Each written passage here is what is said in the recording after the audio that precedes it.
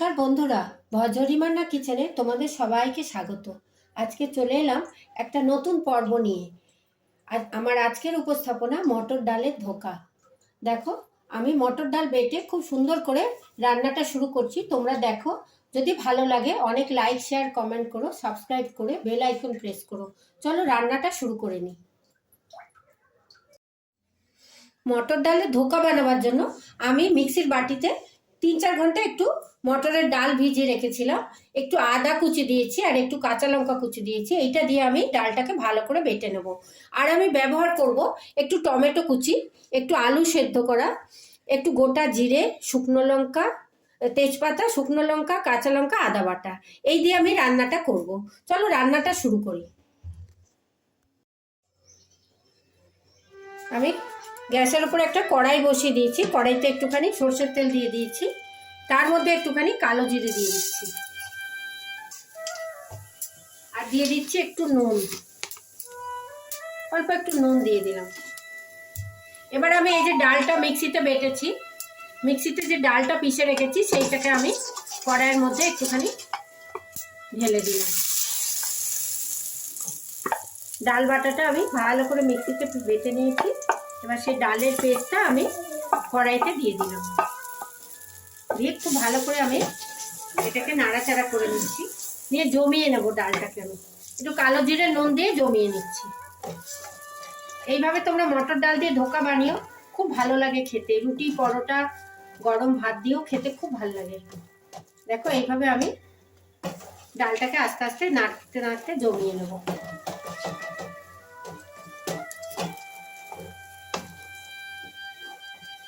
একটু নুন দিয়ে দিয়েছি। এটা খুব ভালো করে একটু জমে যাবে। অল্প একটু জিরের গুঁড়ো দিলাম, একটুখানি হলুদ দিয়ে দিলাম। দিয়ে আমি মিশিয়ে নিচ্ছি ডালের সঙ্গে এই মশলাগুলো। তাহলে যখন ধোকাটা বানাবো, ধোকার বড়াগুলো খেতে খুব ভালো লাগে। আর আদা কাঁচা লঙ্কা তো ডালের সঙ্গে আমি বেটে নিয়েছি, দিলে গন্ধটা খুব ভালো হবে। দেখো, এইভাবে আমি ডালটা যখন কড়াই থেকে ছেড়ে যাবে তখন আমি ডালটা একটা পাত্রে ঢেলে নিচ্ছি। দেখো, ডালটা জমে গেছে, প্রায় জমে গেছে। এবার আমি এটা একটা পাত্রে ঢেলে নিচ্ছি। দেখো, কড়াই থেকে ঢেলে আমি ধোকাটা খুব ভালো করে জমিয়ে নিয়েছি এখানে। এবার আমি এটাকে পিস পিস করে কাটছি। তোমরা তোমাদের ইচ্ছে মতো পিসগুলো করতে পারো।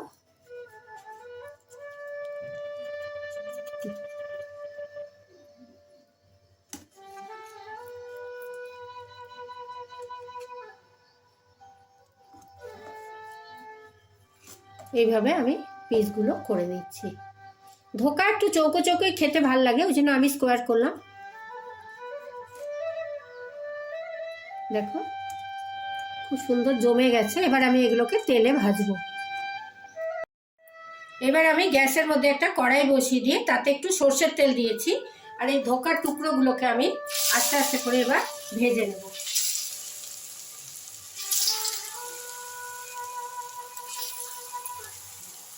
এগুলোকে আমি আস্তে আস্তে করে ভেজে নেব, একটু লাল লাল করে।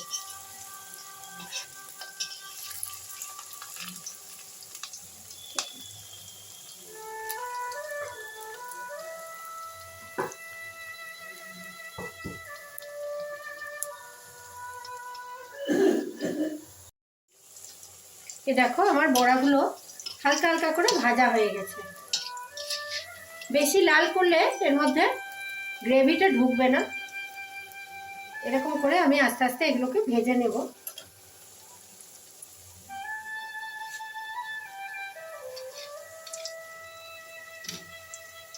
এই দেখো, লাল লাল হয়েছে। এই পর্যায়ে আমি এগুলোকে তুলে নেব।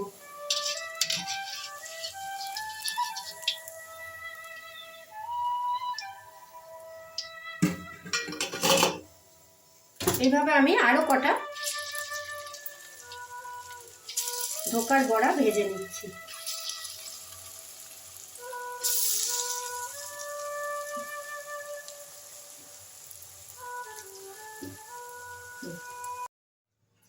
আমি ধোকার বড়াগুলো সব ভেজে কড়াই থেকে তুলে একটা থালায় রাখলাম। এবার আমি পরবর্তী পর্যায়ে একটা বাটি নিয়েছি, আমি একটু মশলা তৈরি করব।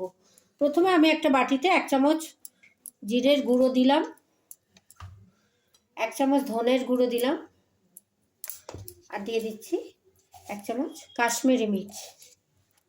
ঝালটা তোমরা ইচ্ছে মতো দিও। আর একটু জল দিয়ে আস্তে আস্তে করে আমি এটা একটা পেস্ট বানিয়ে নিচ্ছি।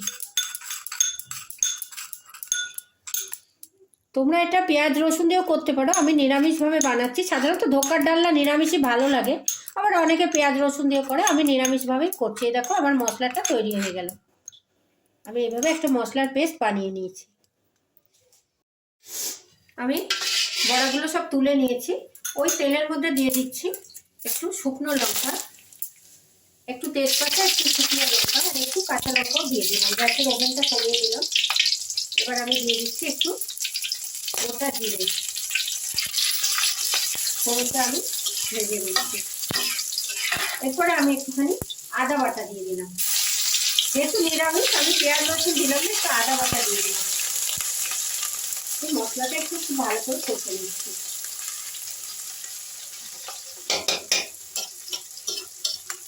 একটু আদাটা ভাজা হয়ে গেল, ফোড়নটাও ভাজা হয়ে গেল। এই সময় আমি একটু কুচিয়ে রাখা আলু দিয়ে দিলাম। আলুটা আমি একটু সেদ্ধ করা ছিল, এটাকে আমি একটু ভেজে নিচ্ছি।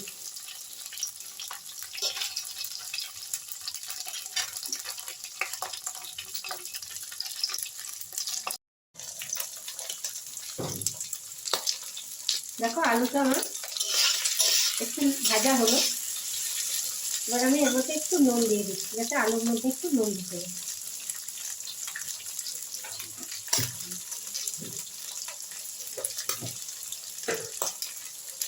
একটু হলুদ দিয়ে দিলাম।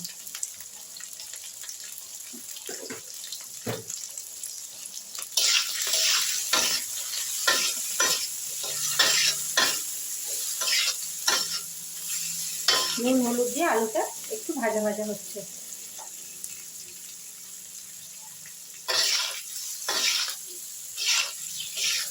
সেদ্ধ আলু তো একটু নেড়ে নিলাম। এর মধ্যে আমি দিয়ে দেবো এবার আগের থেকে তৈরি করে রাখা গুঁড়ো মশলাগুলো এর মধ্যে আমি দিয়ে দিলাম।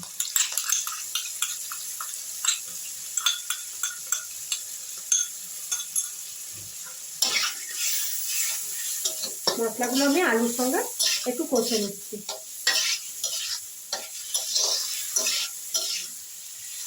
এই রান্নাগুলো আগে মা কাকিমারা খুব করতেন, এখন এই রান্নাগুলো ধোকা রেসিপি, মুইঠা রেসিপি, এইসব রেসিপিগুলো আস্তে আস্তে অবলুপ্ত হয়ে যাচ্ছে। আমরা যদি সবাই ঘরে ঘরে একটু চেষ্টা করি তাহলে এই রেসিপিগুলো হারিয়ে যাবে না।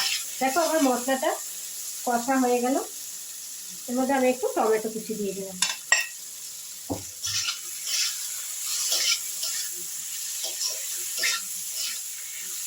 সুন্দর একটা আদা গন্ধ আসছে।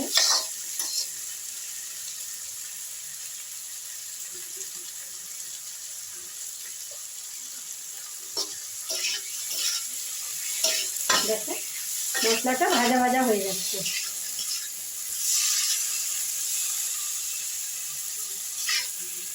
দেখো এই পর্যায়ে মশলা থেকে একটু তেল ছাড়তে লেগেছে।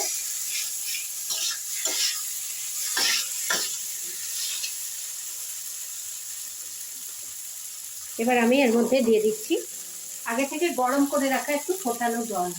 সব রান্নায় একটু গরম জল দিলে রান্নাটা খেতেও সুস্বাদু হয়, আর তরকারিটা খুব তাড়াতাড়ি সেদ্ধও হয়ে যায়। আমি একটু গরম জল ব্যবহার করলাম। যেহেতু আলুটা খুব ভালো করে সেদ্ধ করা আর ভাজা হয়ে গেছে, এটা আমি একটু সময় ফোটাবো, বেশিক্ষণ ফোটাবো না, একটু ফোটার অপেক্ষায় থাকলাম। এ দেখো ফুটতে লেগেছে, গরম জল ফুটেও গেল।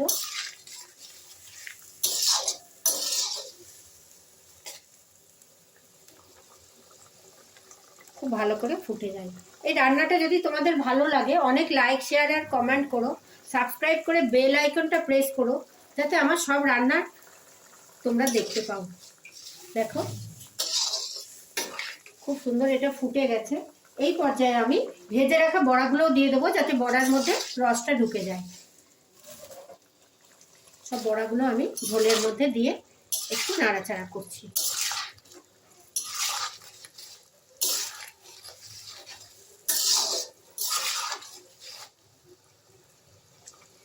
এবার এটা একটু ফুটে যাক। দেখো তরকারিটা খুব সুন্দর ফুটে উঠেছে। 5 মিনিট এটা ফুটলো গ্রেভির সঙ্গে, বড়াগুলো খুব নরম হয়েছে। এবার আমি এটা একটুখানি ঘি দিয়ে দিচ্ছি। এবার নামিয়ে ফেলবো, আমি বেশি শুকাবো না, কেন কি বড়াগুলোতে ঝোল টেনে নেয়। এবার আমি এর মধ্যে একটুখানি ঘি দিয়ে দিলাম। নিরামিষ রান্নায় একটু ঘি দিলে গন্ধটাও ভালো হয়, খেতেও খুব সুন্দর হয়। একটু ঘি দিয়ে দিলাম, আর দিয়ে দিলাম একটু গরম মশলা। ব্যাস, আমার রান্নাটা হয়ে গেল।